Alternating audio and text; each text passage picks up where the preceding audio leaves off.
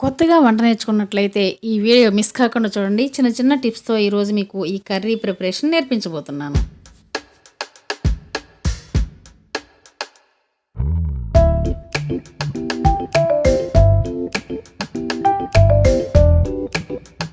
ముందుగా మన ప్రైమరీ ప్రాసెస్‌ని స్టార్ట్ చేద్దామా?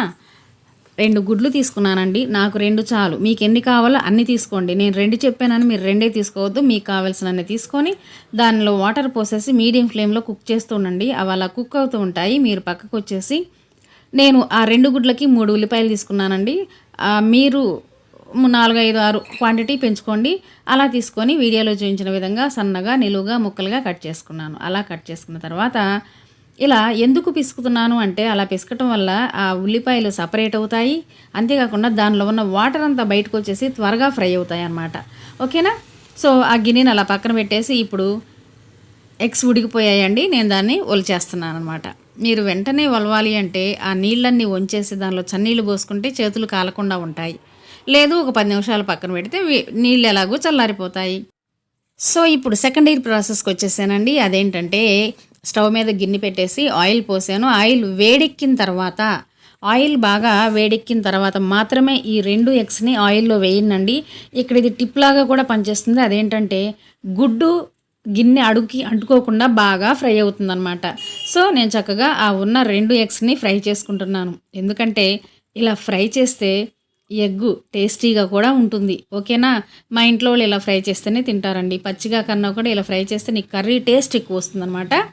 అందుకోసమని నేను ఆ 2 గుడ్లని చక్కగా అలాగా ఫ్రై చేసి పెట్టుకున్నాను. భలే ఉన్నాయి కదండి! వట్టిగానే తినాలనిపిస్తున్నాయి కదా! చాలా బాగుంటాయి. ట్రై చేయండి. సో ఇప్పుడు అదే గిన్నెలో తాలింపు వేసేసుకోండి. ఓకేనా? గిన్నె ఏం మార్చలేదండి. తాలింపు వేసేసుకున్నాను. దానిలో ఆ తాలింపు ఫ్రై అయిన తర్వాత చక్కగా ఇందాక మనం కట్ చేసి పక్కన పెట్టుకున్నటువంటి ఆనియన్ పీసెస్ని కూడా తాలింపులో వేసేసి కొంచెం పసుపు, ఉప్పు అంటే ఆనియన్స్కి తగినంత ఉప్పు వేసి అలా అలా తిప్పేసి దాన్ని మీడియం ఫ్లేమ్లో కానీ లో ఫ్లేమ్లో కానీ అలా ఫ్రై చేసుకుంటూ ఉండండి.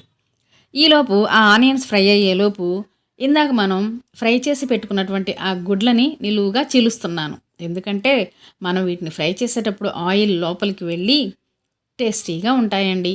ఆయిల్ వెళ్తుంది అండ్ కారం వేసినప్పుడు ఆ కారం కూడా లోపలికి వెళ్ళి పీల్చుకొని ఎగ్గు తినేటప్పుడు చప్పగా లేకుండా ఉంటుందన్నమాట. ఓకేనా? సో నేను ఆ రెండింటిని అలా నిలువుగా చీల్చేసేలోపు చక్కగా ఈ ఆనియన్స్ అనేవి ఫ్రై అయ్యాయండి.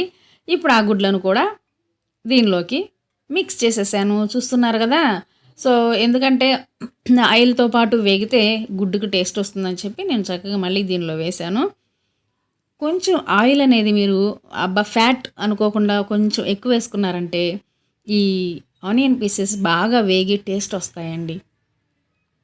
సో ఇప్పుడు కన్క్లూజన్కి అయితే ఎండింగ్కి అయితే వచ్చేసింది. అదేంటంటే నేను చక్కగా కొబ్బరి కారం వేస్తున్నాను. గొడ్డు కారం అయితే వేయనండి. ఏదో ఒక మసాలా కారమే వాడుతానన్నమాట. సో అది కొబ్బరి కారము ఆల్రెడీ మా ఇంట్లో ఎప్పుడు స్టాక్ ఉంటుంది. ఓకేనా? సో ఆ కొబ్బరి కారం వేసిన తర్వాత లో ఫ్లేమ్లో మీరు వెంటనే స్టవ్ ఆపకుండా లో ఫ్లేమ్లో ఒక 5 నిమిషాలు దగ్గరే ఉండి కలుపుతూ ఉండండి. ఓకేనా? అలా కలిపితే ఆనియన్స్ క్రిస్పీగా వచ్చేస్తాయి. చాలా బాగుంటుంది కర్రీ. చెప్పడం కాదు, ఈ ఇన్స్ట్రక్షన్స్ని ఫాలో అవుతూ మీరు ప్రిపేర్ చేసినట్లయితే కర్రీ సూపర్ టేస్టీగా ఉంటుంది. ఓకేనా? ఉప్పిందాక ఆనియన్కి తగినంత వేసాను. అండ్ కారపొడిలో కూడా సాల్ట్ ఉంటుంది కాబట్టి జాగ్రత్తగా చూసి వేసుకోండి ఫస్ట్ టైం ప్రిపేర్ చేస్తున్న వాళ్ళైతే. సో ఈ విధంగా ఈరోజు నా యమ్మీ టేస్టీ ఎగ్ ఫ్రై అయితే ఫినిష్ అయిపోయింది. నచ్చితే లైక్ ఇవ్వండి. బాయ్.